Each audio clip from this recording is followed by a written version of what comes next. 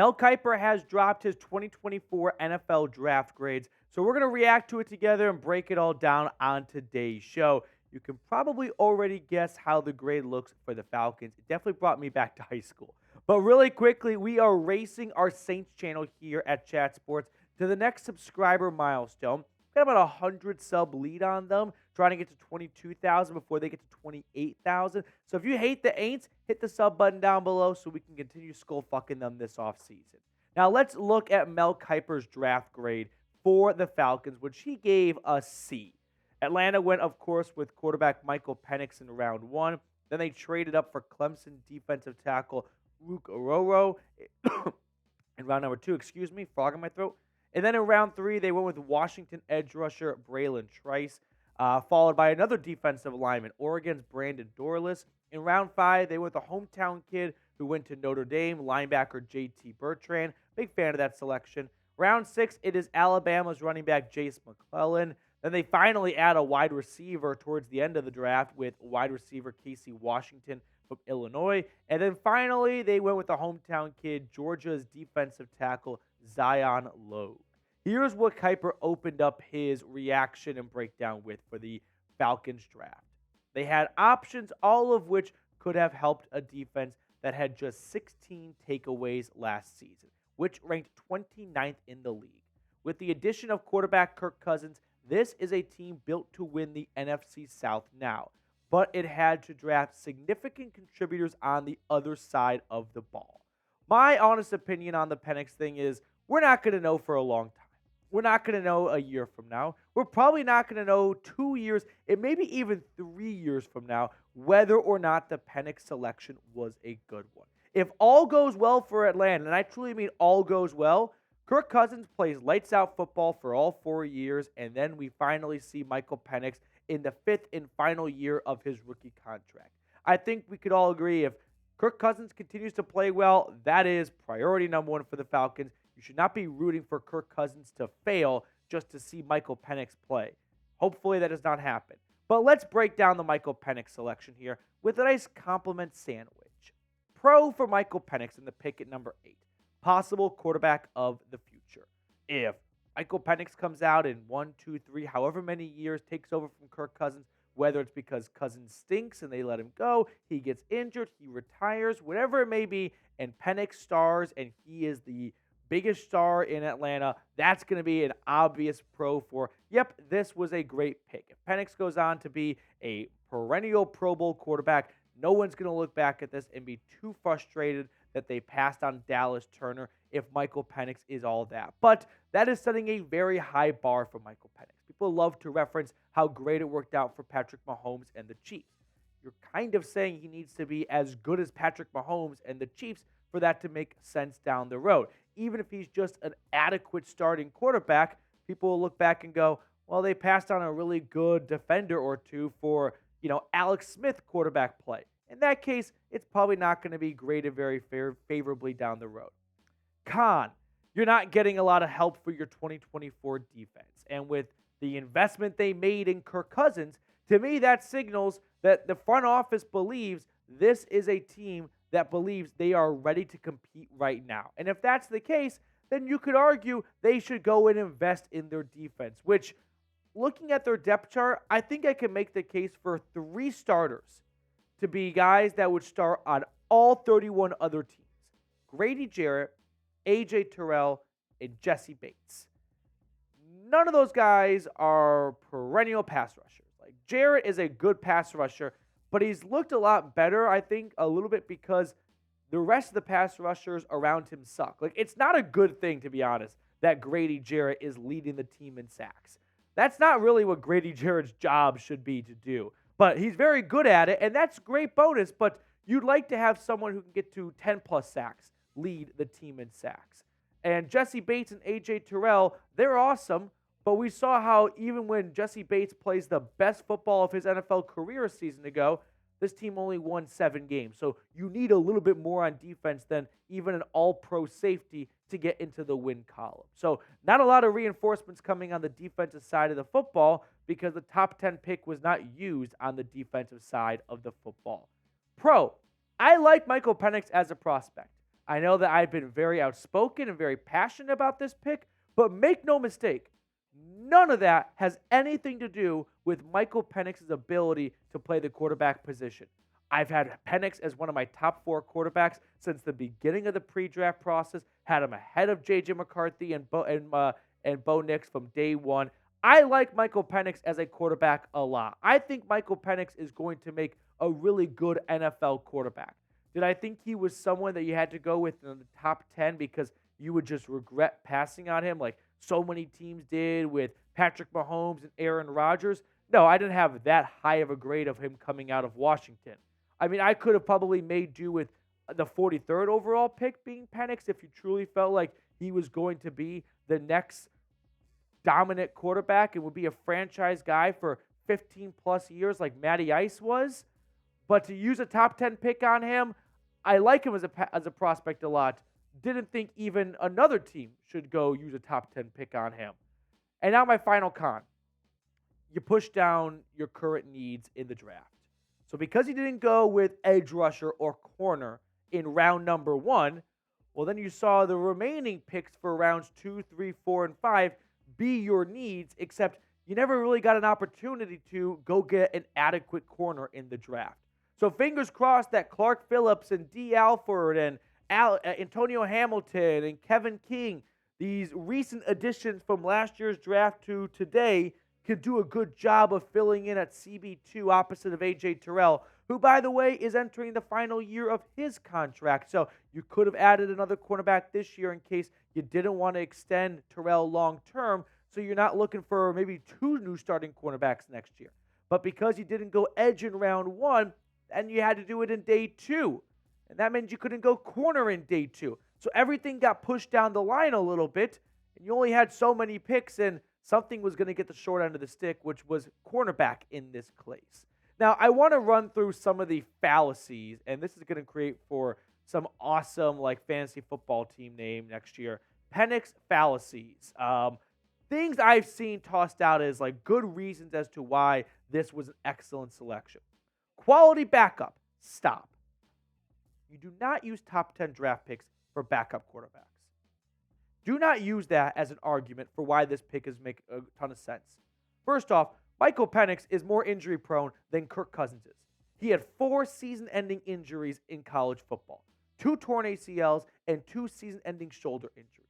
So don't even use Penix as an example of a quality backup in case the starter gets injured. Penix is much more likely to get injured than Kirk Cousins who only missed time for the first time in his NFL career due to injury last year, despite being drafted back in 2012, over a decade ago. So no, don't argue that it's a quality backup in case Cousins gets injured. If that was the case, why didn't the Chargers go quarterback? They have Justin Herbert, but hey, you said it'd be a quality backup. No, you do not use top 10 picks to be the backup quarterback. Fallacy number 2, the Packers model. This was literally cited by the Atlanta Falcons front office. There are some major differences between what the Green Bay Packers did with Aaron Rodgers and then Jordan Love and what the Falcons did with Michael Penix. The biggest difference to me is Aaron Rodgers and Jordan Love were both picked after pick 20 in the NFL draft, meaning if those quarterbacks did not work out and they were just busts, the Packers were not out a top 10 pick selection. The Atlanta Falcons used a top 10 pick on Michael Penix. So a much more sizable investment in a first-round selection for the quarterback, where if Jordan Love was not good and he stunk it up, it's not like the Packers missed out on an opportunity to get a perennial Pro Bowl, All-Pro type of player, which you can get at 8, that you can't really find very often at 26. And also, Jordan Love was 21 years old. Michael Penix is 24. So Jordan Love needed to sit behind a quarterback for a season or 2 to learn the position at the NFL ranks. Michael Penix does not need to sit and develop and learn the NFL position, which brings me to my next fallacy. Penix can sit and develop behind Kirk Cousins. Why? What does Penix need to learn? He played 6 seasons of college football. He does not need to sit for 3-4 years and learn the quarterback position. I would say at this point, he's got a pretty good understanding that he's going to learn everything there is to learn at this stage in his career. Sure, he can get better, But he's not going to be some young quarterback that needs to learn how to make a play call and how to read defenses. He did that for 4 seasons at Indiana and 2 seasons at Washington. So I'm not going to buy into the idea of, well, Penix makes a lot of sense because he can sit for a season or two. That is just not going to improve Penix as a passer. Michael Penix, I feel a little bit bad for him, probably wanted to go somewhere where he had an opportunity to play in the near-ish future. And Kirk Cousins is not going anywhere for 2024 or 2025 and probably not 2026 unless he really stinks it up. And I don't forecast him being so awful that Atlanta is looking to move on from him after 2 seasons. And if that is the case, ask yourself, did you like the Kirk Cousins signing originally and now you're hoping for his demise just so the Penix pick makes more sense? Don't root against your own team just to also have a much more favorable outcome for your own team's draft pick.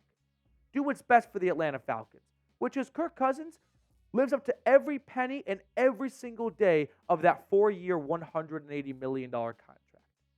Now, I do wish Michael Penix the absolute best because I was a big fan of his coming out of Washington, and I feel bad that he's going to a spot where the whole city is not rallying around him. One of my biggest pet peeves in sports is when you see specifically like NFL draft picks go to their new city. They go to like a hockey or a basketball game. They get put on the Jumbotron, and the fans aren't a fan of the pick, so they boo him at the game, and then it gets onto social media. I hate that. So I do wish him the best, and I wanted to give him a warm welcome to Atlanta. So spam his initials, MPJ, down below in the comment section. Let's read on to what Kiper had to say. GM Terry Fontenot got much better value on his next 3 picks. Defensive tackle Ruke Orhorhoro is a stout run defender, but Fontenot had to give up his extra 3rd rounder to move up 8 spots to get Orhorhoro. So let's look at Ruke's stats over the last 3 years where he started at Clemson. And there are some good things to like. I mean, 8 tackles for loss, 3 straight years, right? 4 to 5 sacks, 9 sacks in total. Like, there's some solid production to be said here. It's not outstanding, and that's more of why he was a round 2 guy than a round 1 guy. 6'4", 294 pounds, very athletic. And we often see that teams favor athleticism in the early stages of the draft because coaches believe, man, you just give me that size and that speed, and I'll make him into a much better player than his college coach ever did. But his pass rush is underdeveloped, and often when watching the tape on him, it seems like he can maybe shoot the gap a little bit, but then there's a big question mark of what's next in the stage. And could he shed blocks to get to the running back, or did he want to continue dancing with the offensive lineman blocking him? So there are some good upsides to Orhorhoro's game, and he's got all the athletic traits you could look for. He's young, and there's a good upside to him, but to me, the production is a little bit of a question mark, and how much of an effective pass rusher can he be? Because I don't think he's ever going to be a dominant run stopper being sub 300 pounds. Like, he's not going to be a nose tackle in the NFL. He's going to be a 3 technique that maybe gets kicked out to 5 technique every once in a while. But I do have some questions on both the run stopping and the pass rushing fronts, but the athleticism, you can't deny it. Now, let's get on to the next guy in just a moment here. But first, if you want to get a Michael Penix jersey, we've got them available for you all at chatsports.com/Penix. I put that link for you in the comments and description of today's video. So if you're a huge fan of Penix and you love the pick, why don't you get yourself a nice new, brand new Atlanta Falcons Michael Penix jersey. Kiper also wrote, Atlanta doubled up at the position with Brandon Dorlus, who I thought could sneak into round 3. Fontenot also snagged edge rusher Bralen Trice, who had 16 sacks over the past 2 seasons. At least the Falcons helped their needs here. Let's go in chronological order of the picks, starting with Bralen Trice.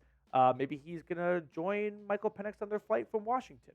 Now, the last 2 seasons put up some really good numbers of 7 sacks, 80 pressures, 11.5 tackles for loss. The funny thing with college football is depending on where you look for stats, you'll get different numbers, but this gives you a rough idea as to the pass rusher Bralen Trice was the last 2 years for the Huskies. Now, he's not the biggest cat in the barn. He's also not the fastest, but he definitely wins with his strength and with his power. And when I watched him at Washington and watched the tape over the last 2 or 3 days, definitely came away a little bit more impressed than I was pre-draft process, but that definitely just goes to show that when your team makes the pick, like, you're going to try and be half glass full optimistic and look for the reasons to like the prospect. So when I walked away from Trice's film this morning and last night, loved what I saw when it came to power. He's not going to be the fastest guy. He's not going to have some elite first step, but he's going to win with strength, and I think he'll make a really good, solid rotational pass rusher.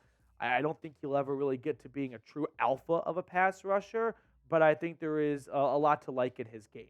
Now, as for the defensive tackle from Oregon, Brandon Dorlus, you can look at his stats over the last 2-3 years as a starter in Eugene. One thing that jumps out to me is that in 2022, he went from 39 tackles down to 25 tackles. Now, his sacks went up, but his tackles for loss went down, and his pass breaks went up. So a little bit of a seesaw when it comes to production his last 2 seasons at Oregon. 6'3", 283 pounds. So don't look at the defensive tackle position and think, wow, they got a great run stopper that's going to plug up the A-gap. No, at 283 pounds, he's not going to be going up against 300-plus pound centers and guards. But the athleticism, in my eyes, outshines the up-and-down production we saw his last few years for the Ducks. Now, the Falcons' front 5, I don't think added a single starter in the draft. Maybe Bralen Trice can push Lorenzo Carter for his starting gig as an outside linebacker, but I don't think going into training camp we see Orhorhoro or Trice or anyone else they selected walk in as starters. But there's definitely a lot of training camp battles to watch for throughout preseason. I'll also add this right now. The show this week, maybe not tomorrow, but we'll update you guys on my punishment for saying Dallas Turner's a Falcon. And we're talking about trading for edge rushers because they did not find an improvement, I would say, from Bud Dupree or Calais Campbell when it comes to just raw production for 2024 in this draft. Both those guys had 6.5 sacks last year. I don't envision anyone they drafted getting more than 7 sacks. So maybe it's a Trey Hendrickson trade, someone else, but the Falcons should be working the phones to bring in pass rushers. So how would you grade the Falcons draft? A, B, C, D, or F? Let me know what you think down in the comment section. My grade yesterday was D-. And I just feel like if you believe that this team is ready to win right now, then you should use your draft picks to win right now. And to me, that was not reflected with their first-round pick. Here's how Mel Kiper graded out the rest of the NFL teams. He gave the Cardinals and Eagles an A. Cardinals, if Kyler Murray kind of gets back to what he did 2-3 years ago, they're going to be a sneaky contender out in the West. Steelers, A-. Producer Trace did pick off Kyler Murray. I don't know if you've seen that on his Twitter before. Commanders, A-. Ravens, B+.